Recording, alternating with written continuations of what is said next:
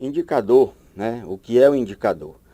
Indicador é algo que vai te dar um objetivo, que vai te dar uma orientação, que vai te dar um norte para que você possa seguir em relação ao que você precisa. Então, toda organização ela tem objetivos, né? Quais são os objetivos de uma empresa de prestadora de serviço de logística? É fazer o transporte, como já vimos na aula 1, né? O transporte de materiais, bens, produtos, de serviços de um local para outro. Tá? Entre esses objetivos, já que a empresa tem objetivo, como é que nós vamos saber se estamos alcançando esses objetivos? Nós precisamos estabelecer metas, porque as pessoas precisam saber aonde é que vão chegar. As metas, na verdade, são objetivos quantificados, ou seja, a quantidade de coisas que eu quero fazer. Então, essas são as metas. Quando eu começo a quantificar um objetivo, eu estou, na verdade, estabelecendo uma meta. Ou seja, quanto de transporte eu quero fazer por dia, quanto de transporte eu quero fazer por hora, quantos produtos eu quero armazenar, qual é a capacidade de armazenamento que eu tenho.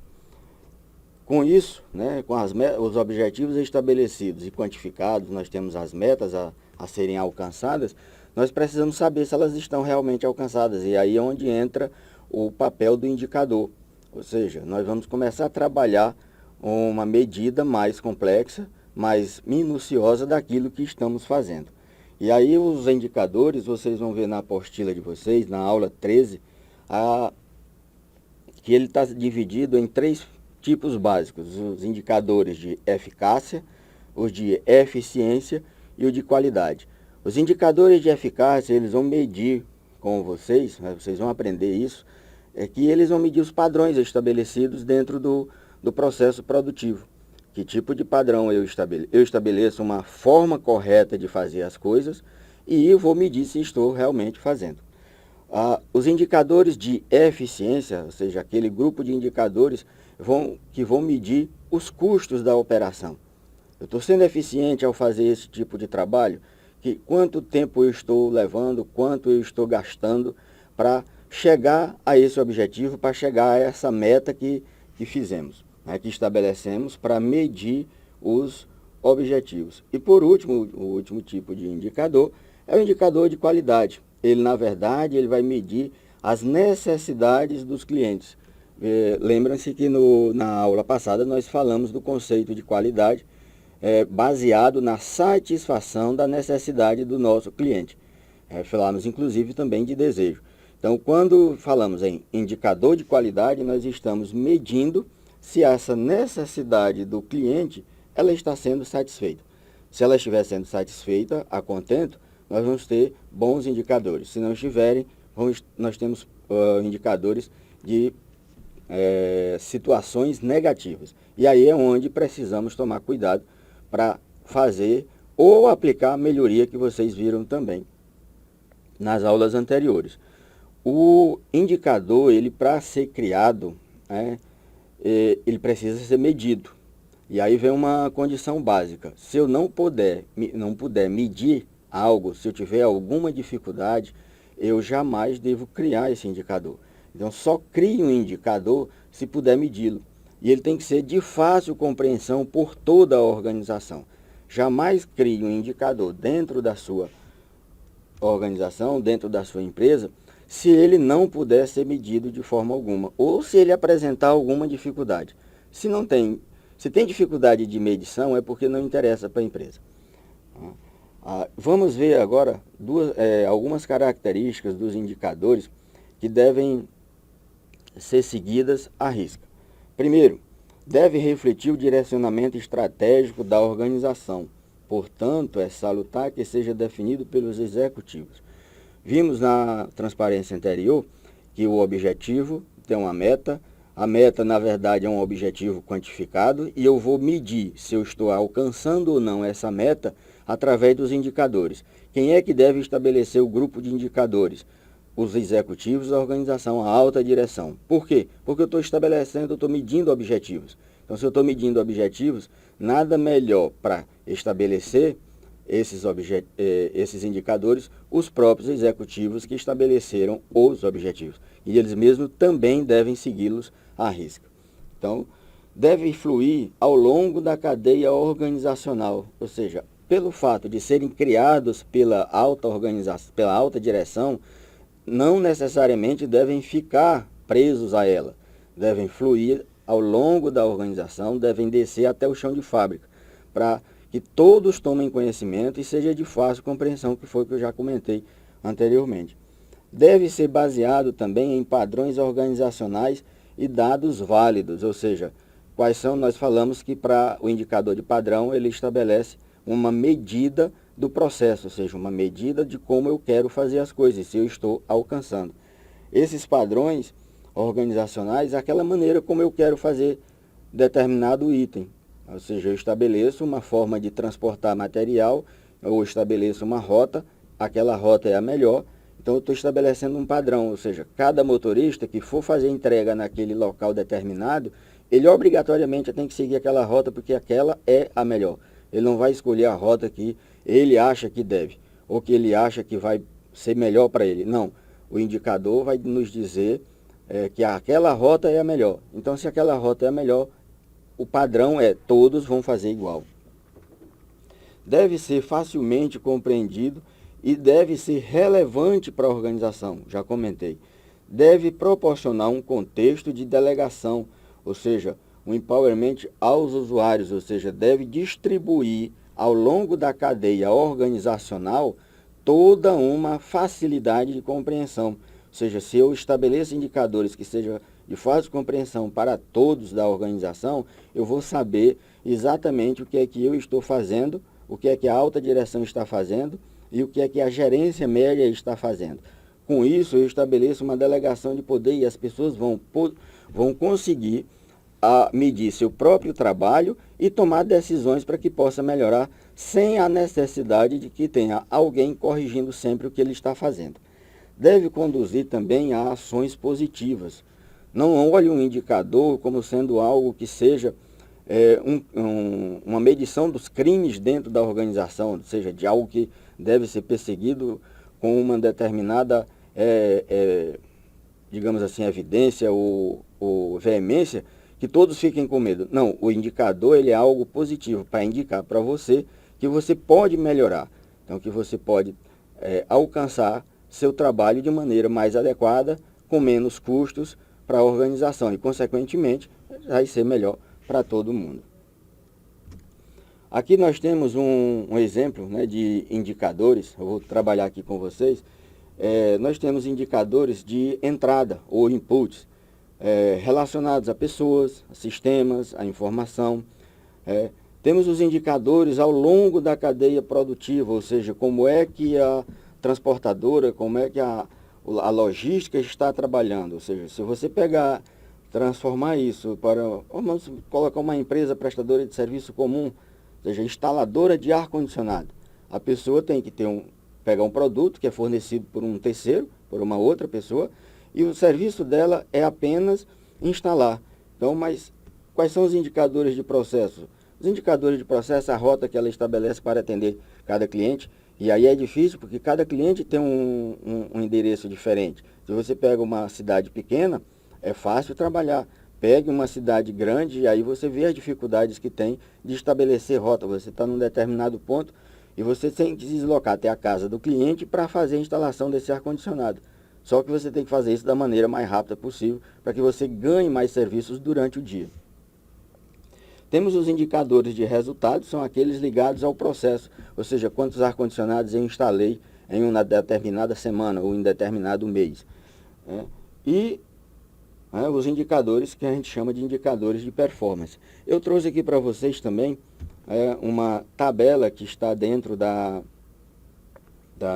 apostila de vocês, no item 14.2, onde vamos tratar alguns indicadores, como por exemplo,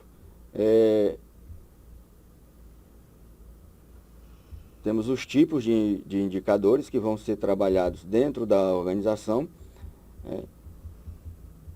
e aí nós podemos colocar utilização da capacidade de armazenagem.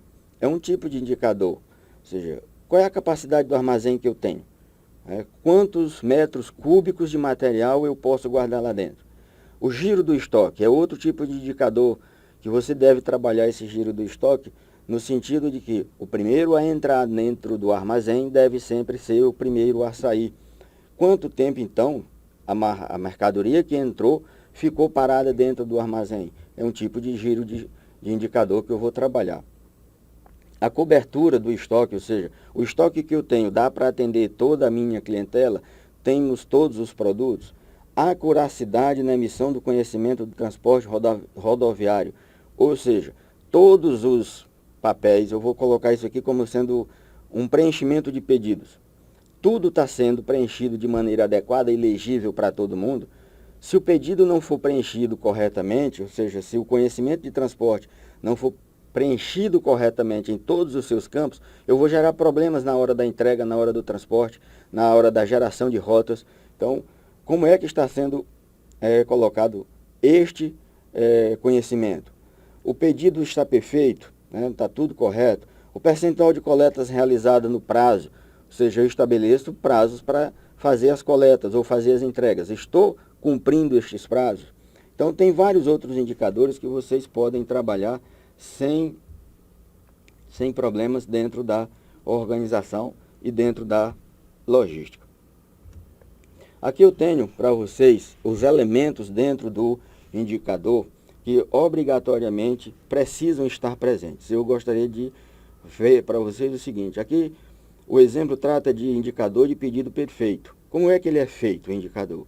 O indicador é sempre um número dividido por outro, e a unidade aí fica a cargo de cada um. Eu posso usar unidade brutas, no caso aqui eu estou usando o percentual, ou seja, o número de pedidos feitos, expedidos, que divide o número de pedidos perfeito vezes 100, eu tenho um indicador de pedido perfeito, ou seja, é o número de pedidos que eu realizei corretamente, dividido pelo número de pedidos expedidos, multiplicado por 100, eu vou ter um indicador de pedido perfeito. Aqui eu estou falando para vocês do método do cálculo.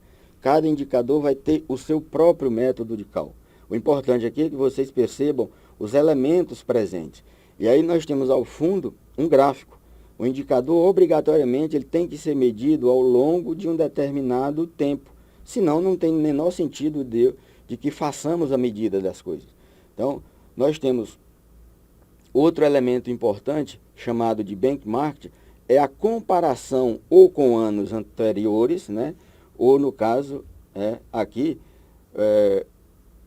no caso aqui é o ano de 2011, comparado com o ano de 2013. O ano de 2011 eu alcancei 3 pontos percentuais. Qual é a minha meta? É o outro elemento importante. Nós temos 2,8 de meta, mas aproximadamente. E os nossos resultados é a linha em preto, onde estamos acima da meta, passamos por ela e ficamos abaixo desta meta. Então vejam aqui a questão interessante, é de que dentro do elemento dentro do indicador eu vou precisar de um período, eu vou precisar de um gráfico, eu vou precisar de uma meta, vou precisar de uma comparação e vou ainda precisar de uma polaridade. Quanto maior, melhor, quanto menor, melhor é esse indicador. Isso para que possa me orientar com relação ao estudo desse indicador, certo? Ficando compreendido essa parte de indicadores, eu gostaria de passar para vocês aqui um pouco de comércio eletrônico e de serviços. Hoje está muito em voga a questão dos comércios via internet, já trabalhamos disso. Qual é a vantagem do comércio eletrônico? A vantagem do comércio eletrônico é que o estoque dessa empresa ele é compartilhado entre o vendedor e o recebedor final, ou seja, o cara produz algo em grande quantidade, mas não precisa armazenar isso ao longo da cadeia de distribuição. Ou seja, o comércio eletrônico me permite eu eliminar dois pontos importantes, o distribuidor e a loja de produto. E a loja de produto final. não preciso mais ter a loja física, né? Essa é a grande vantagem do comércio eletrônico em relação ao varejo tradicional. A logística, né, ela vai nos permitir uma vantagem de tempo, um encurtamento de distâncias, um monitoramento de estoque, atender a um mercado de nicho, ou seja, coisas específicas eu posso vender, né? Ou seja, a apostila traz o exemplo de camisas de times de futebol antigas. Essas camisas, elas são vendidas, se você precisar montar uma loja física numa determinada cidade, o comprador, para chegar até lá, vai ter que se deslocar. A vantagem que o comércio eletrônico traz é que em qualquer ponto do mundo, essa loja pode vender. Os desafios para o bom desempenho logístico do comércio virtual podem ser numerados como sendo: aí vem o problema que a logística precisa trabalhar. Não haver de jeito nenhum atraso na entrega. Produto trocado, ou seja, de maneira alguma. Então eu vou ter que medir a minha capacidade de atendimento exatamente aqui nesses desafios. Os erros de cobranças e cancelamento por falta de produtos são desafios que a logística tem que vencer no comércio eletrônico. E aí é onde está a grande vantagem a ser trabalhada. Atrasos, cuidado. Atrasos na entrega não pode haver. O prazo que você prometer a cumprir no site, você obrigatoriamente tem que cumprir e entregar o produto correto. Tá? Eu trouxe aqui também para vocês, para finalizar, a questão da terceirização dos serviços logísticos. As principais vantagens trazidas são redução de custos e inovações para o negócio. E focar, eu coloco em duas questões. A redução de custos é a primeira, ou seja, ao terceirizar serviços logísticos, eu estou reduzindo o custo da minha empresa. E, por outro lado, eu estou focando as questões do próprio negócio. Se você olha lojas como Americanas, por exemplo, elas têm um site, mas quem entrega o produto dela não tem nada a ver com ela. É um terceiro, é um caminhoneiro que faz a entrega lá na sua porta. O próprio correio também é usado, a empresa brasileira de Correios e Telégrafos é usada por grandes empresas para terceirização desse serviço. Ou seja, alguém vende, mas quem entrega é uma terceira pessoa. Qual é o principal motivo? Redução de custos. O segundo, focar nas questões do próprio negócio. É uma vantagem para a organização.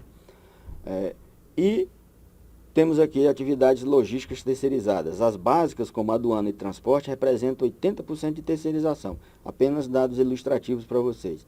As atividades intermediárias, como armazenagem, tratamento, apresentam um nível de terceirização de 50%. Já as atividades sofisticadas, como montagem de kits e serviços, prestação de serviços ao cliente, definição de rota, a terceirização na logística já se reduz a 38%, já que são atividades dentro da logística terceirizada. Se vocês observaram, nós temos uma loja, uma grande loja de departamento, ela terceiriza o serviço logístico para uma outra empresa. Essa empresa de terceirização, por sua vez, quarteiriza ainda esse serviço. Ou seja, coloca alguém para cuidar dos armazéns, coloca outro alguém para cuidar dos transportes.